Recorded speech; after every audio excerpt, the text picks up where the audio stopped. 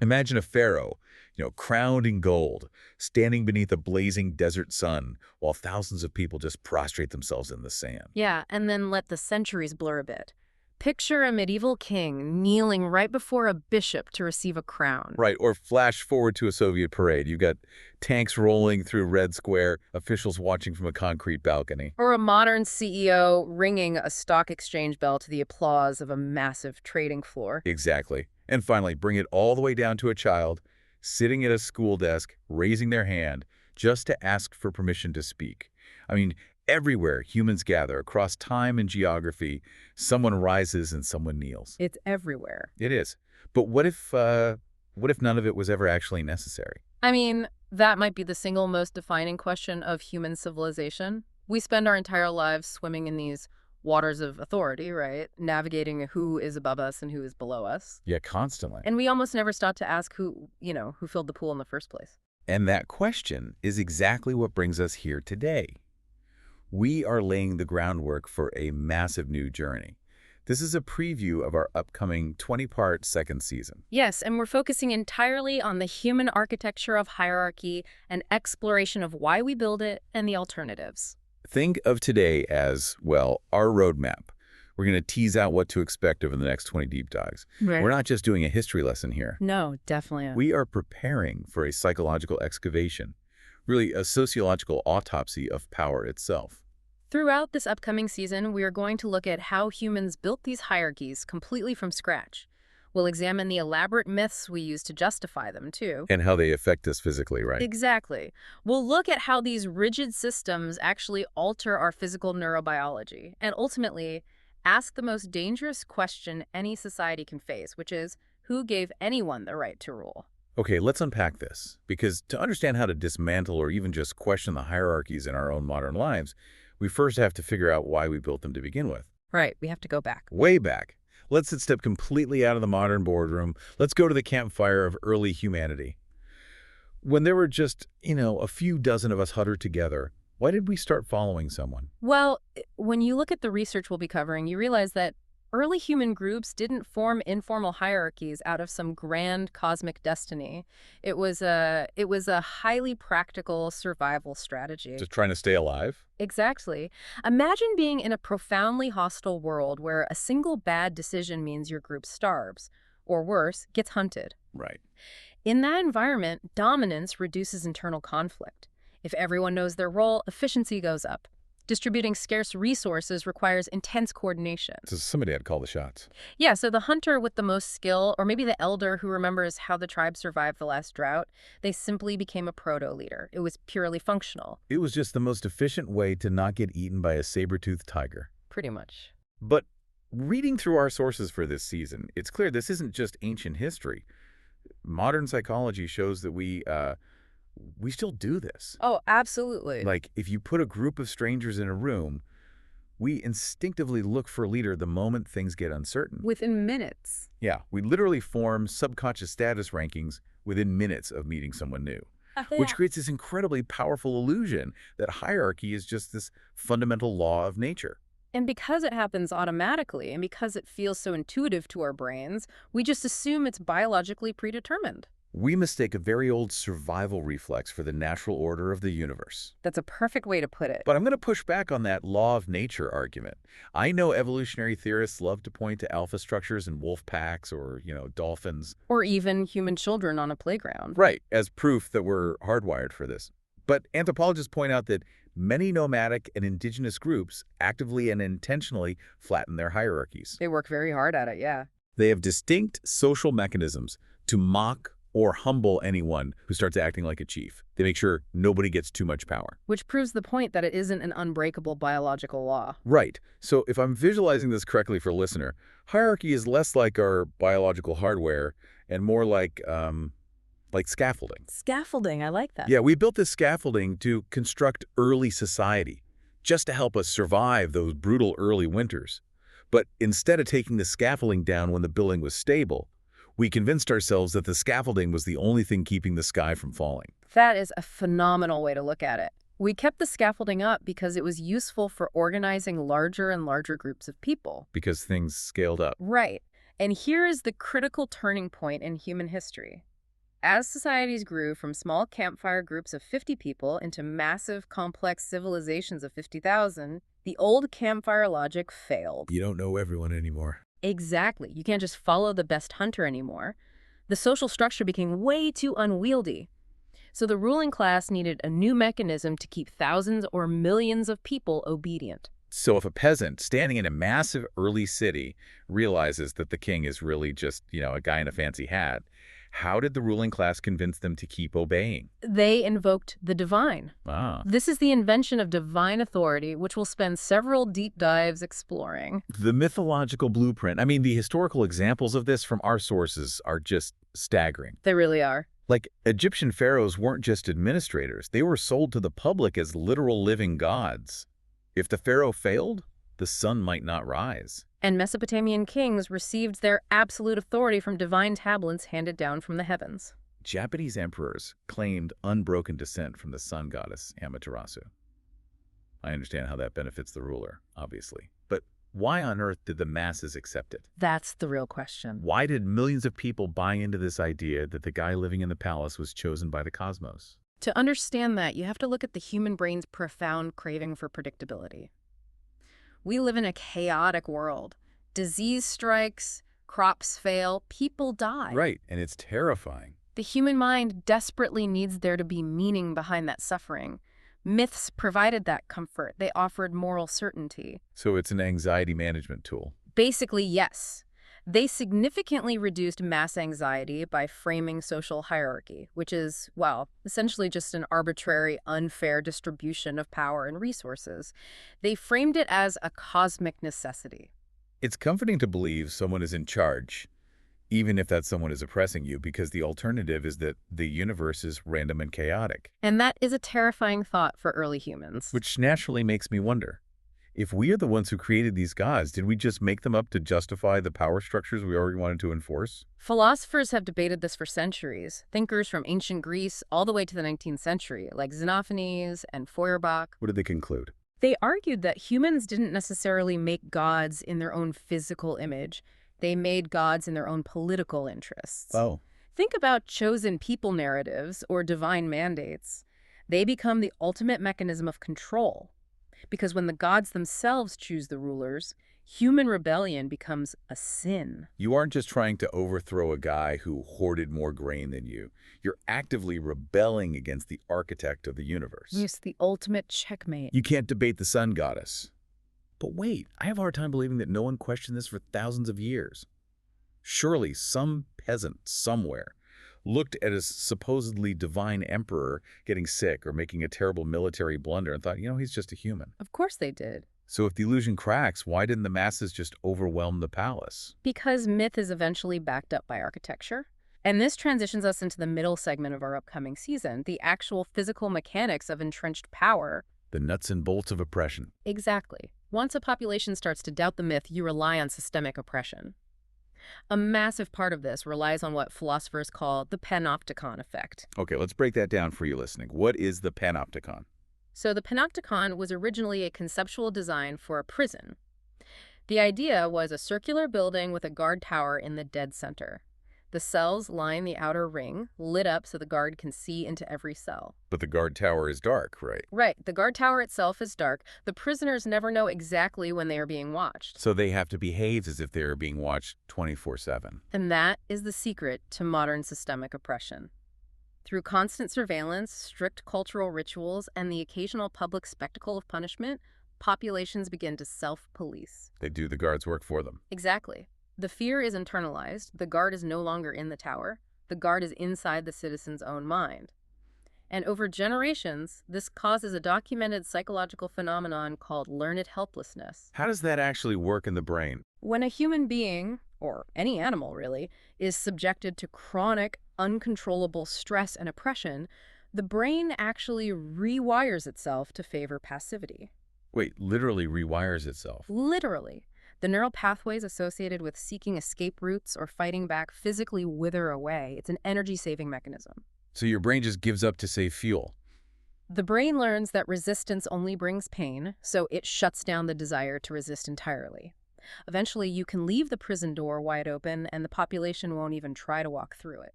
That is incredibly bleak. But here's where the research we're diving into gets really fascinating. We just talked about how the brains of the oppressed change. But over the coming weeks, we are also going to look at the brain science of the elite.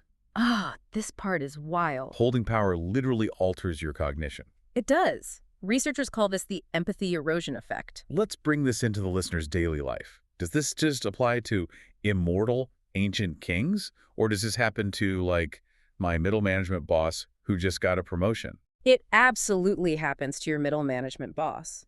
When an individual holds significant power over others, we can observe a physical reduction in mirror neuron activation in their brain. Mirror neurons are the cells that fire when you see someone else take an action or feel an emotion, right? Yes, they are the biological foundation of empathy. They allow you to actually feel what another person is feeling.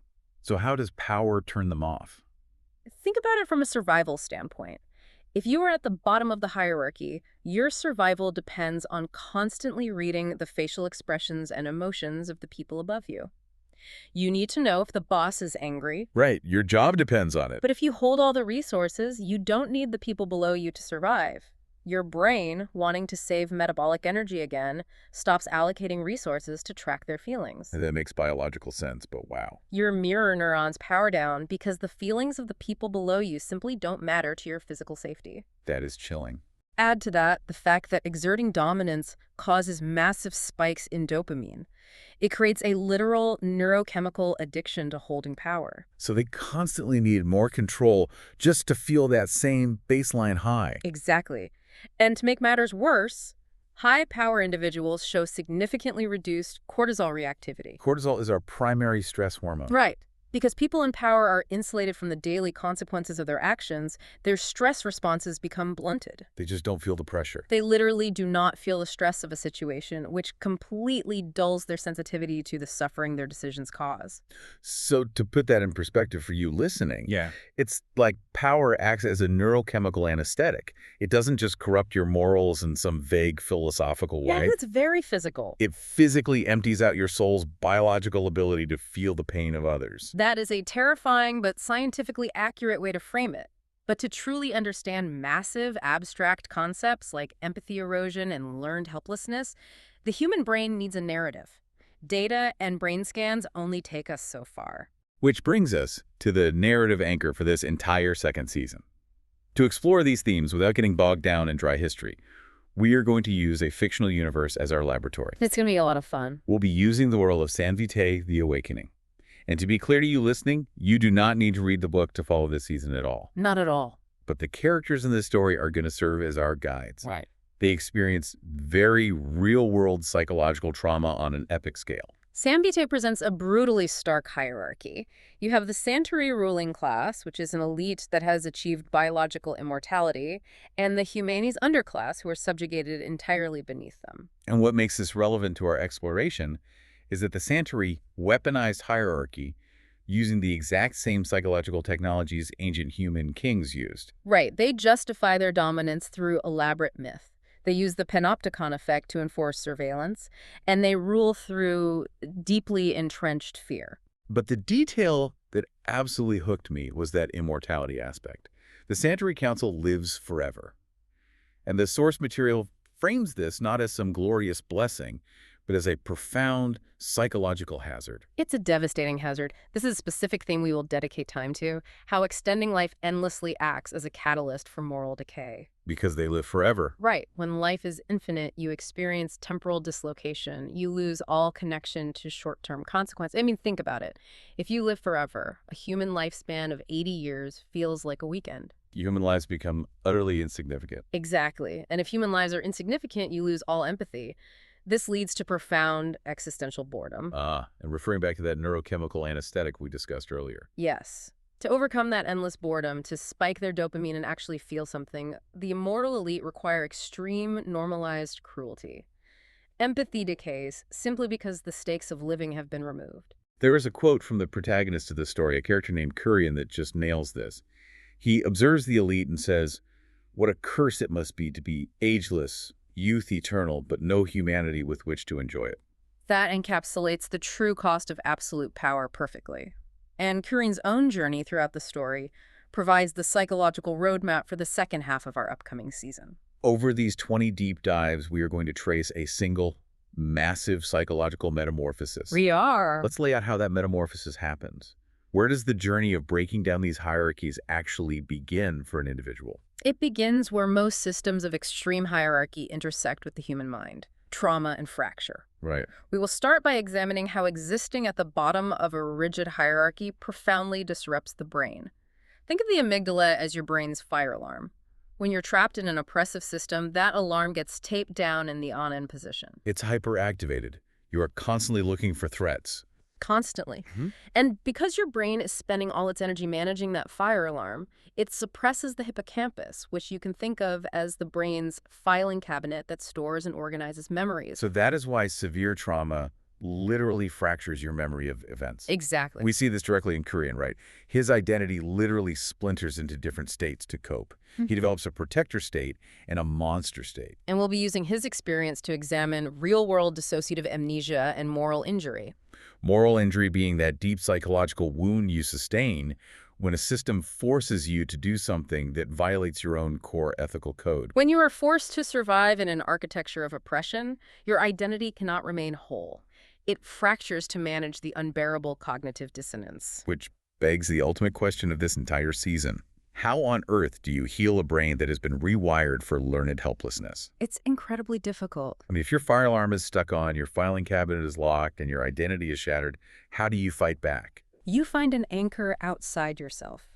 We will explore the neurobiology of devotion. Oh, this is great. Often we talk about love as a romantic trope, but we are going to look at it as hard science. When individuals experience profound connection, especially in the context of shared trauma, the brain releases massive amounts of oxytocin and dopamine. This creates a state that psychologists call identity fusion, right? Identity fusion, yes. Yeah. That's where your sense of self deeply merges with another person or a group or a cause. Think about the panopticon we discussed earlier. The entire architecture of oppression is designed to isolate you. To make you feel powerless and alone. In that environment, forming an intense, unshakable bond with someone else becomes an existential threat to the system itself. Love and devotion actually begin to repair the hippocampus. They rewire the brain away from learned helplessness.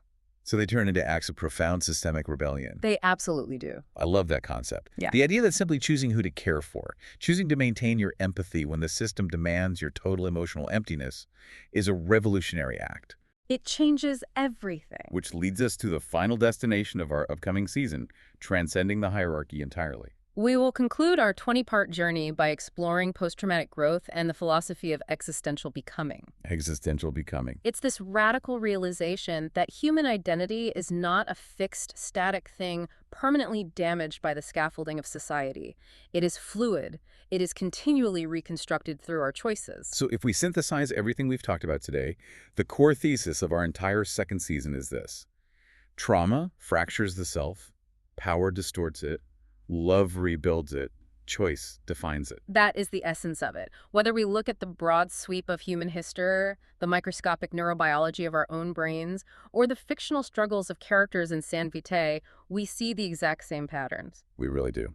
Hierarchies are built to contain us, but the human mind possesses the extraordinary capacity to reconstruct itself and break those containers wide open. And that is exactly what we are going to spend the next 20 deep dives doing. We are going to answer the questions that you, listening right now, probably feel in your gut, but rarely articulate. Why do we keep obeying? Right. Why do our societies keep repeating the exact same structural mistakes? And why does true freedom feel so dangerous, but at the same time, so absolutely necessary? The central takeaway from today's roadmap, really the lens through which you should view every single episode we release this season, is this. What is it? When you finally realize that every hierarchy, every unspoken rule, every cultural myth, every corporate power structure, when you realize it is entirely human-made, the individual becomes sovereign. It's all scaffolding. The gods didn't build the boardroom, the universe didn't mandate the social classes, we did, which means we have the power to unmake them. Which brings us right back to that child sitting in the classroom, raising their hand just to speak. Before we officially kick off this 20-part exploration of why we build hierarchies and the alternatives to them, I want to leave you with a final thought to mull over. Good idea. Take a hard look at the hierarchies in your own life today. Look at your workplace, your community, maybe even your own personal relationships. If you were to suddenly strip away the myths and the traditions that are holding those structures up, what would immediately collapse? And more importantly, what kind of world would you choose to build in its place?